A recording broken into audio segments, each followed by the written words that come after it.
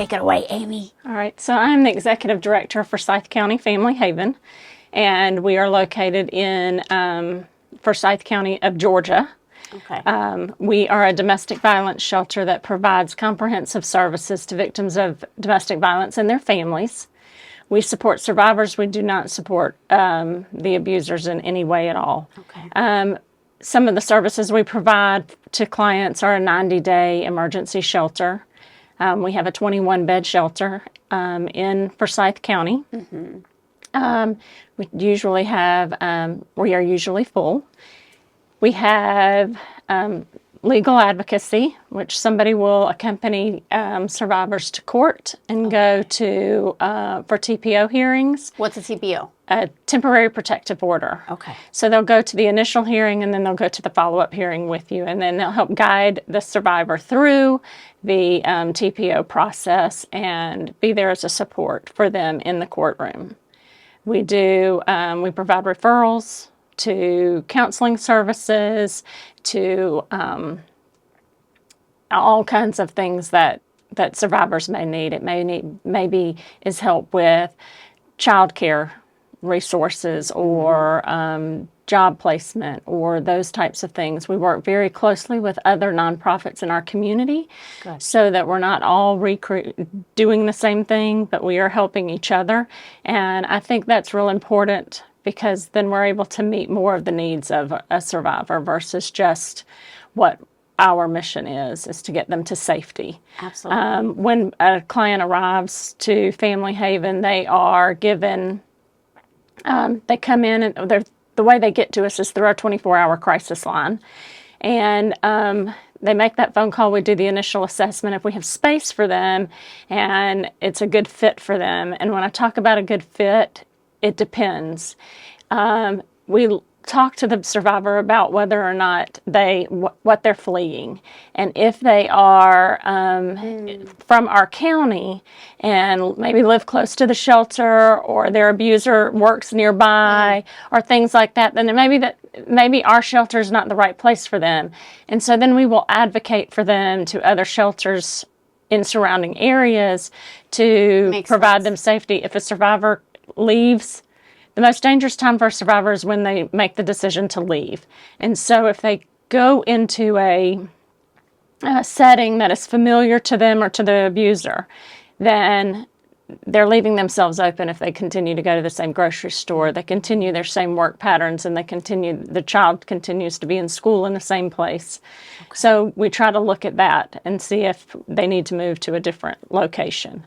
We do have relationships with the surrounding shelters and throughout the state. Sometimes we do need to move somebody farther away for safety reasons, because it is critical that we keep everybody in the shelter safe, including staff and other survivors. Absolutely. So it's in a very high-profile, confidential location. Correct. We don't give out our address to anybody. Even clients who come into shelter will first go to the Cumming Police Department, and they will meet an officer there, whether they have a car or not. And the officer will then guide them, if they have their own car, to the shelter, or they will load all their things up into their vehicle and bring them to the shelter themselves. Okay. So that initial contact is through Cumming Police Department. And we are very, very fortunate to have that relationship with the Cumming Police Department. I do call them our best friends in the community. They work very closely with us and help to make sure we're safe. And it's nice to have them to count on. Wonderful. So establishing those community partnerships is essential. Yes. The more partnerships you have in the surrounding, even within the state, the more you're able to help them. That is correct, because every client that comes to us is coming to us at a different place in their journey. We know the statistic is that they will go back 7 times before they finally make the break, and there are a lot of reasons for that. We talk to survivors all the time about that journey and what it looks like. And it is not my job to question their why or to judge their why. And I get asked that question all the time. Why would somebody stay? Mm-hmm. It sounds ridiculous to stay. Mm-hmm. And my response is always, I don't know.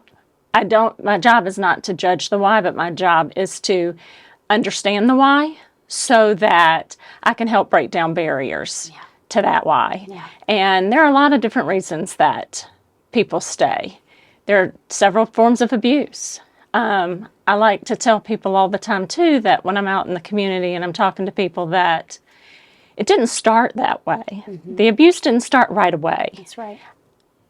Nobody would go on a first date and be mistreated by somebody and continue to go back for date number 2. That's right. So it is, an abuser is manipulative.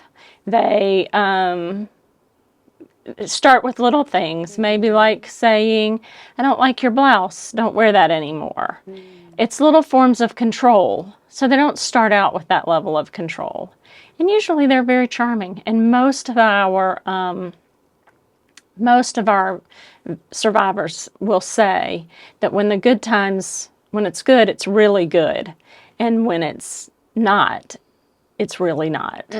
And so they pray for those times that are good to last longer and just get through those bad times. And so we talk to survivors about what their needs are. We have some that come to us and they've already got a job, they've already got a car, they've already got things worked out. They just need a spot to figure out where they're supposed to go next. Okay. And it's truly a safety thing. Some of them leave with nothing. Some of them have not been allowed to work. It takes me to a story of one of my very first intake at Family Haven was with a beautiful woman and her 2 beautiful small children, and she came in a very, very nice vehicle, and it was loaded with all of their things. And they came in, and we're talking very well dressed, so the myth needs to break, too, that it only happens to certain types of people. It happens to all types of people. There is no barrier there. The rich, the poor, the educated, the uneducated, all religions. It doesn't know any barriers. That's and right. So it is, so she comes in and they're dressed very nicely, and she comes in and we sit her down and we ask her if she has any money that she would like to access because she left while he was at work. And she said, no. And I remember because I was just starting out and I was like, gosh, how do you have all those things and have zero money to access? And she then went on to explain that her husband had several accounts, and one of them, she only had access to one of them. And in that account, he kept $5 in it. And so he said, when she would go to the store, she had to tell him what she was going to purchase and what she was going to spend, right. And why she needed to go to the store, how much money she thought she needed. And he would put that much money in the account. And so at the end of the trip, let's say he put $150 into the account, she only spent $50, she would still have to return with the receipt to say to show that she bought what she said she was going to buy, and that she was going to, and that she didn't take anything extra out. oh my gosh. So there was no stashing cash away. There was no possibility for that. So she did come to us, even though it was in a nice car and lots of nice things in the car. She had no access to any money, and she'd been unable to work.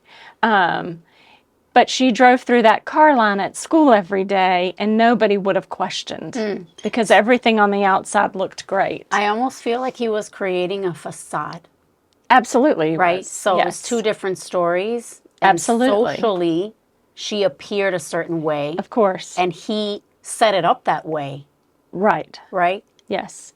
And so there's also that level of isolation. Typically, they try to keep you away from people that you trust and that you like, so that they can have complete control. Let him in, 'cause he knows where you